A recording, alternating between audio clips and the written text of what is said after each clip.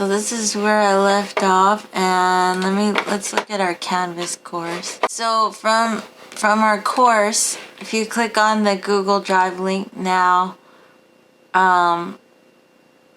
you should find in the Project 2 folder, there is a video that I added that's where I'm going over the PDF that's called Flow Lecture. So you can double click on that. I made a video teaching a classroom of people about these concepts, about making better layout decisions. So it should be helpful when you're arranging your text with your image for this assignment, if you want to watch that. It's, how long is it? It is, it's like 19, almost 20 minutes. So that's optional if you want to watch that. So I just wanted to let you know that that's there in last week's folder. And jumping into where I left off. So does anyone have any requests on, let me just clean up my workspace here. Workspace, and I'm gonna reset because I made a mess.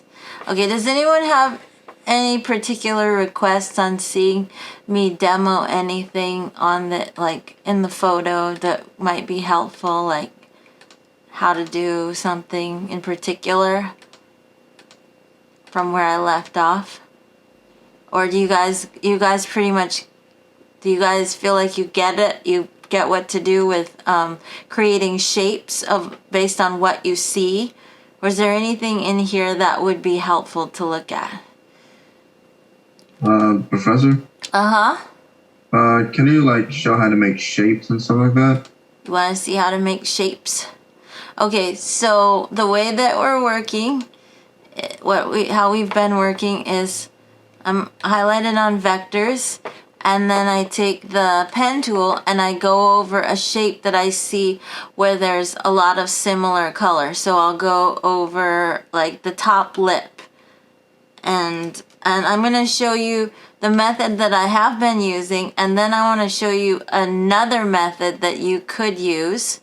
I'm also planning to show you how to separate your sub-layers onto different layers to make it easier to start to organize and lock down certain layers. Because if you've been like I've been here, creating all of my shapes onto one layer, it can get a little bit chaotic and frustrating when you're trying to work on certain parts of your image and other shapes are getting selected on accident and getting moved around. Has that happened to anyone? Has any of the shapes been kind of messing you up when you're trying to move to another section? So there are ways of making that, easing that issue. But I'm just going to show you. So if I want to do the lip, for example, I might start here with a click because it's a corner, and then click and drag to make a curve. So you might want to, just to simplify things in your mind, think about clicking and dragging for curves and clicking for corners.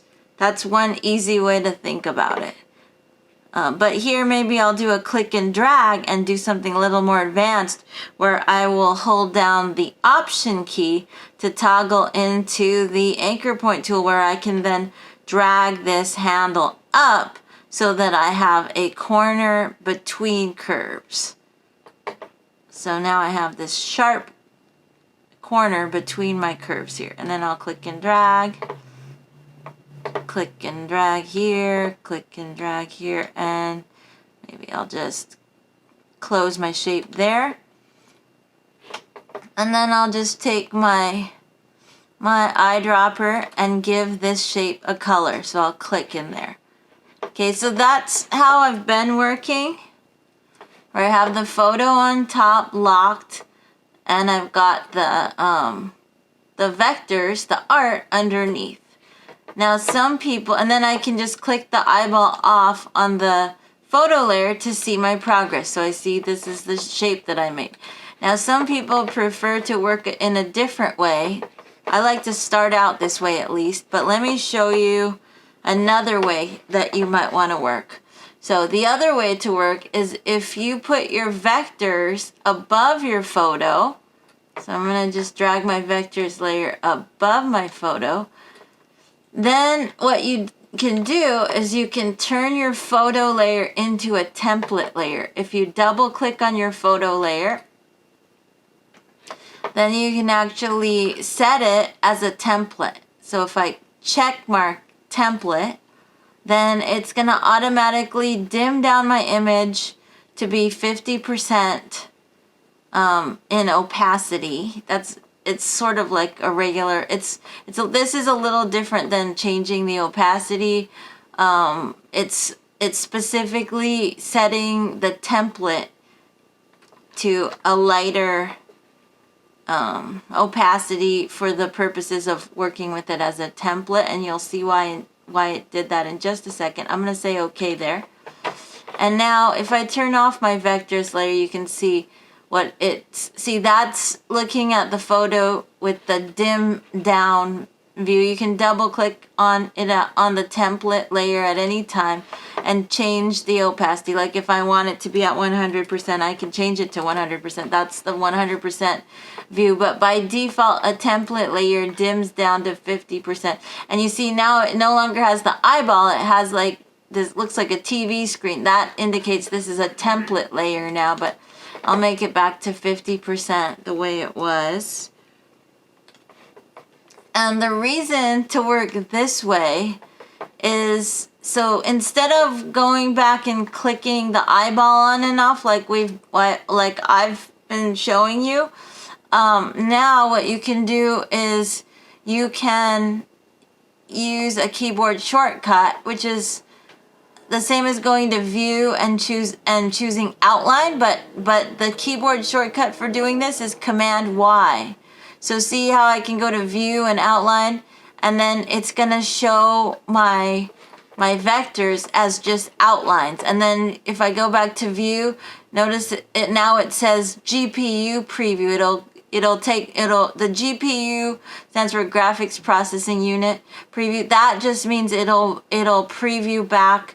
You'll preview your art in its true form, and it's with its colors as it's intended to be in its final form.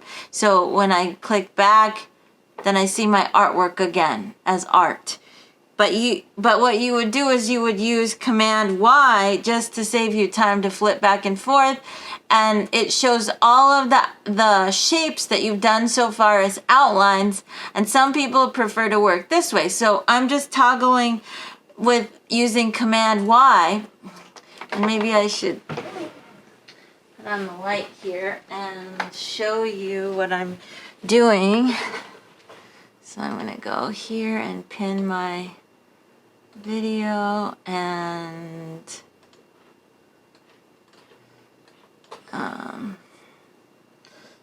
okay, and then I'm going to switch my camera to here, and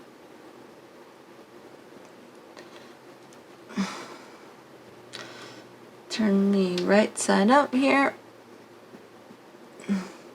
so you can kind of see what I'm doing here.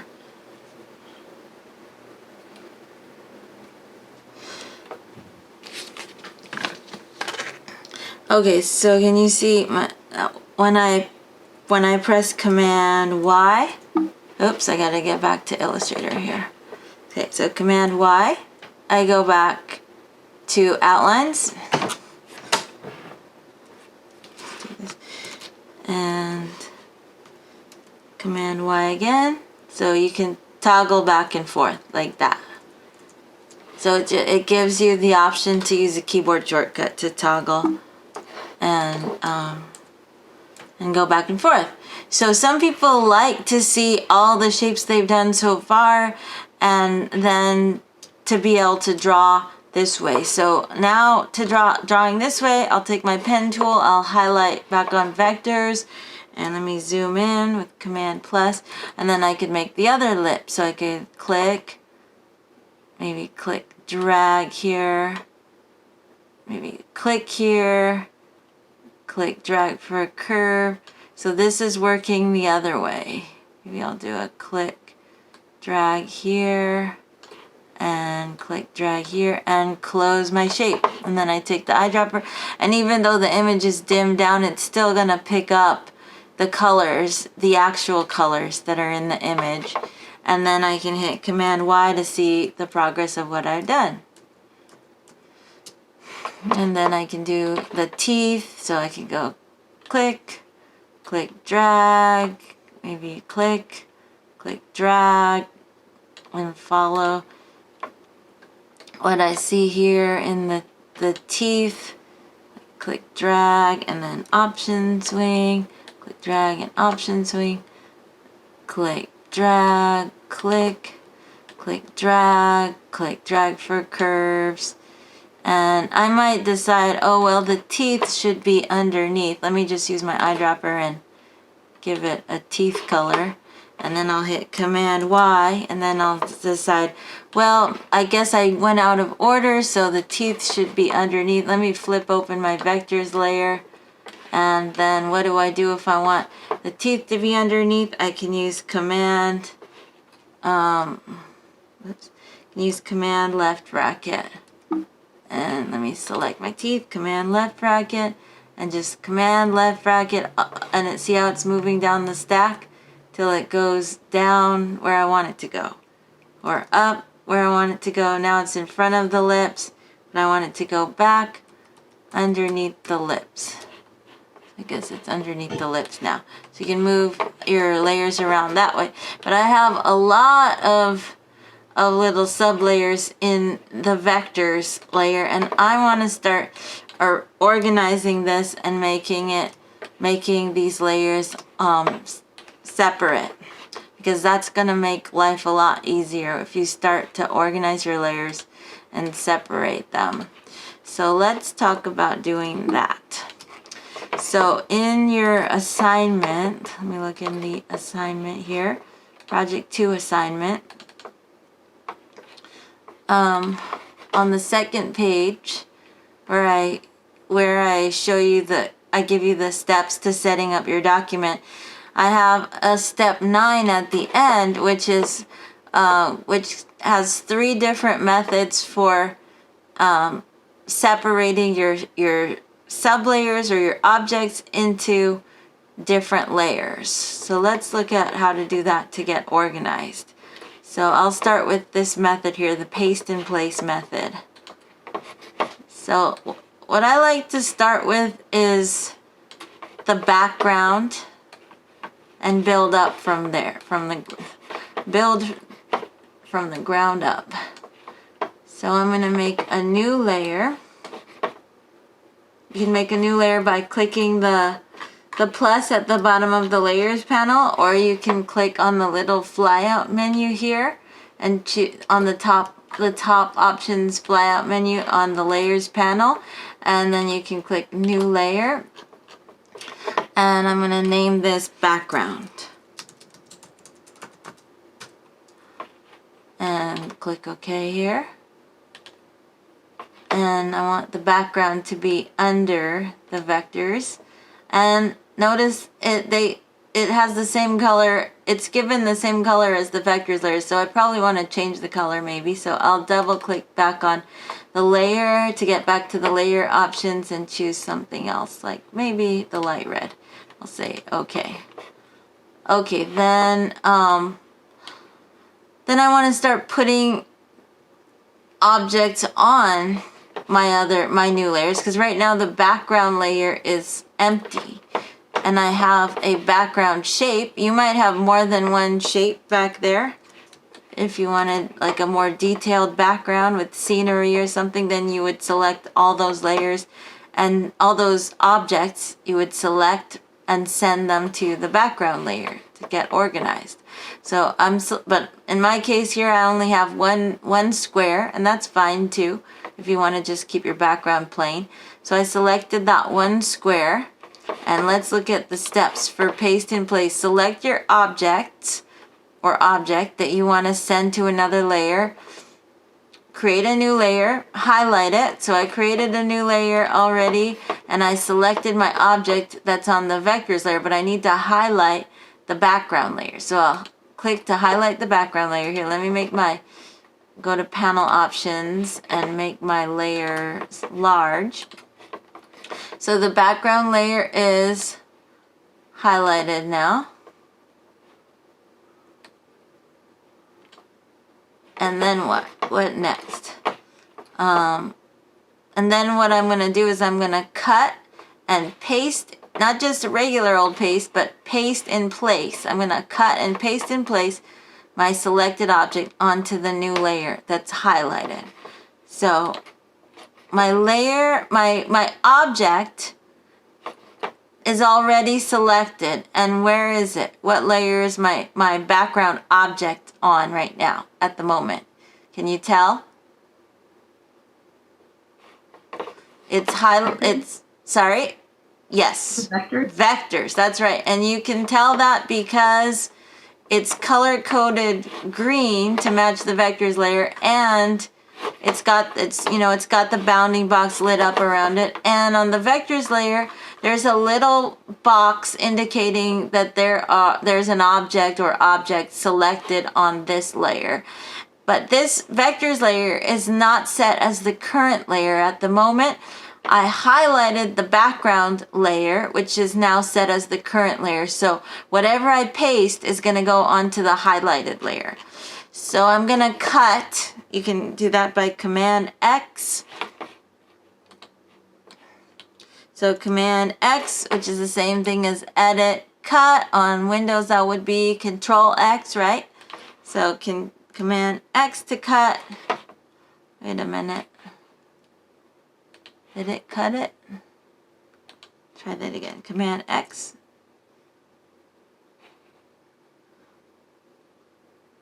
And on the photos showing through. Here, I could turn off the photo for a moment.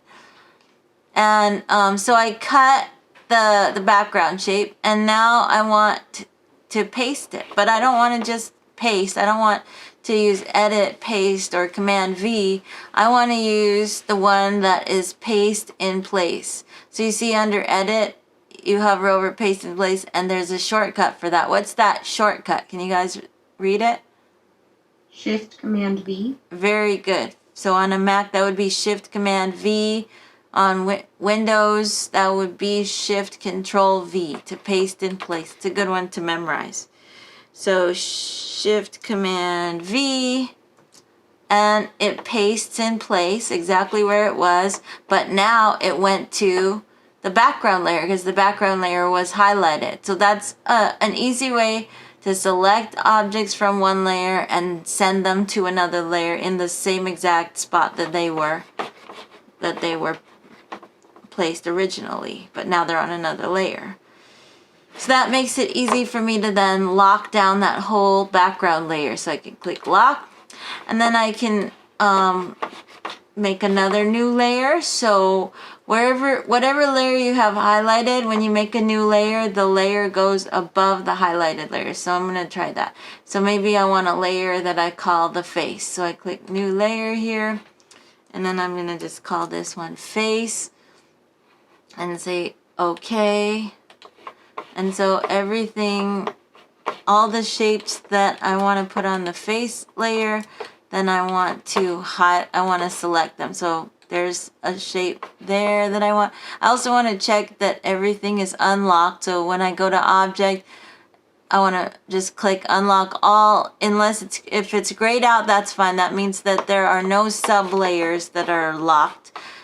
Only the top level layers are locked, which I'd have to unlock manually if I want to unlock those.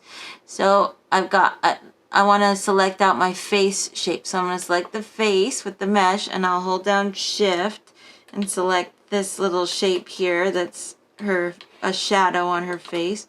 Here, I'll select this one first and then Shift click the face. So those two objects are selected on the vectors layer. You see, if I open the vectors layer, I can see the objects that are selected. There's one that's targeted there, and there's the other.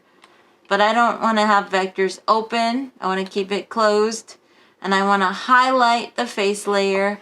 And then I can use my cut and paste in place again. Or I can use another method here. The send to current layer method uses the same basic steps as the paste in place method, where you select objects on the vectors layer, you create a new layer and highlight it, and this time instead of cutting and pasting in place, you go up to object and then you select arrange and send to current layer. So let's see how that works. So then I have my object selected, and I have the face layer, which is empty right now, that is highlighted. And then I go up to object, arrange, choose send to current layer. So now the face object went to the face layer. But now we've got a problem here because the hair, there's this hair here, this hair layer is now, it's on vectors still, and it's in front of the face. So I need a layer that's called hair behind, and I need another layer for the hair that's in front. So I'm gonna go ahead and make that layer. Got something in chat here. Okay, so I can make a new layer. I'll highlight the background layer this time again, and then I'll click new layer here and double click here, and I'll call this hair behind and apply that. I'll click outside, and then I'll select all the shapes that are going to be the hair shapes. This shape, and hold shift, click this shape, and then I can use my favorite method of those two, and then I'll show you my favorite method, which is the drag and drop method. So I'll try here. I'll do a cut, Command X, and then I'll select hair behind to highlight it, to make it the current layer, and then I can paste. So Command Shift V, paste in place. So now it went behind the face. She's missing an eye, but that's okay. We'll fix that. Okay, so then I need above the face layer, I'll click to highlight the face layer and add a new layer. And this layer will be called hair above. And then I can select the hair above shape and Command X. Oh, she's bald.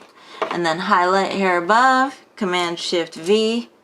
So quick ways to separating your layers, and then you can just start locking the top level of each layer and then making separate layers. So then I can make a new layer and call it eyebrows and have the eyebrow shapes on that layer. Let's see. So, and let me lock the face. So this time I'll show you the third method, which is my personal favorite here, which is the drag and drop method. So for the first step, select objects on the vectors layer. And this is really important that for this method you keep the vectors layer closed. So I want to select my eyebrows. So I'm going to use my selection tool and drag a marquee around the eyebrow shapes. And maybe I'll hold shift and see if I can get all the eyebrow shapes I dragged around each eyebrow. They're all selected. So there are a bunch of sublayers now selected on the vectors layer. But I don't want my vectors layer to be open, because dragging and dropping with the vectors layer open will be insanely difficult to drag such a long distance. It will be very awkward. So keep that vectors layer closed. And what we're going to actually drag is this little lit up box. You can actually drag the box from the vectors layer while it's closed to another layer, and it will pull all the selected objects on the vectors layer to the other layer. So I've got the eyebrows layer here. I'm just going to drag the little box to eyebrows layer, just like that. Boom, they're on a separate layer. So that's what we're doing. That's what the instructions say here, is that you make sure the vectors layer is closed, make a new layer, and just drag and drop the little box into the new layer, and any objects that are selected from the vectors layer will be pulled and moved onto the new layer. Okay, so and this color is probably not the best for the eyebrows layer, so I'll change the color. Maybe I've got a lot of magentas. Let's see, maybe lavender. Try that. So each layer gets color coded a different color, so you can see different colored anchor points and paths for each different layer. Okay, now I'm going to lock down eyebrows so that I can make another layer called nose. It's going to go above the face layer. Nose. And then I'll take my selection tool and drag a marquee around all my nose shapes and just cut, Command X to cut, and highlight nose, paste in place, Command Shift V, so it put the nose on the nose layer. And then I want to make another layer. Let's see, that's gonna be above face, and I'll call that eyes. She's only got one eye right now, but that's okay. And I'll lock down nose, and then I'll drag a selection around the eye, and then I can also drag my vectors layer down so that it's not such a long distance to drag. If I want to do the drag and drop method, I can drag the little box from vectors to the eyes. So just dragging down, and now it's moved all those selected objects together onto the new layer. So now vectors only has the mouth on it. So I could just rename vectors mouth, or if I want to keep my vectors layer as a vectors layer, just a general layer that I could put anything on, then I can make a new layer here, call it mouth, and select my mouth shapes. I just dragged a marquee on them, and I can drag the little box to the mouth layer. So now the mouth shapes are on the mouth layer. And that's how you go about organizing your layers, your objects onto separate layers. That should make life easier. And you don't want to have too many separate layers, but just enough so that you can lock things down and focus on working on one area at a time if you'd like. And I have another handout here that you could start practicing with to help you out. The layer keyboard tricks. So let's take a look at the layer keyboard tricks now. So these are keyboard tricks when clicking the visibility buttons. Those are the eyeballs on the layers. So let's try them out. So if you command click on one of the eyeballs, that will show that layer as outlines only. So let's try that. So let's say I wanted to look at the eyes and just see the outlines. I can command click on the eyeball and look at that. So it's a way to really see the shapes that you've created. And then the eyeball will look a little different when you're in that mode. So it's just looking at that one layer as outlines. And then command click again to bring it back to be artwork. And then going back over here, let's say you want to solo a layer. You would option click the eyeball. Let's try that. So let's say I wanted to solo the eyebrows. So I just go to the eyebrows and I hold down the option key and option click the eyeball. The visibility button is the eyeball. Sometimes you have to do it twice for it to work. So now it's hiding everything and it's just showing me my eyebrow layer. So it's a way to really focus in and see what your shape looks like. And that's helpful because now I can see, oh, I made a mistake here. Because I'm really able to focus in just on that layer. So I can unlock that layer and I can see I don't want to have a gap, so I can pull that shape up into that gap. And then to turn off the solo, you just option click the eyeball button again on the layer in the layers panel and everything's back to normal. Okay, let's look at another one.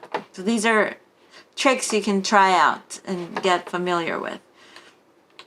And then there's command option click. If you command option click a layer's eyeball visibility button, it'll solo the layer and display the rest as outlines only. So let's see what that looks like. So maybe I want to solo I'll do that on the eyebrows. So I'm going to command option click the eyeball on the eyebrows. So now I'm seeing just the artwork on the eyebrows and everything else is outlines. And then I want to go back to normal. So I command option click that again. Okay, then finally we learned this one. Command Y toggles outlines only on and off. And that works well if you're using the template layer. So let's see how that. So my template layer is on, and then I use command Y to see my outline, so I can continue to draw right on top of my photo. That's if you want to work that way. Okay.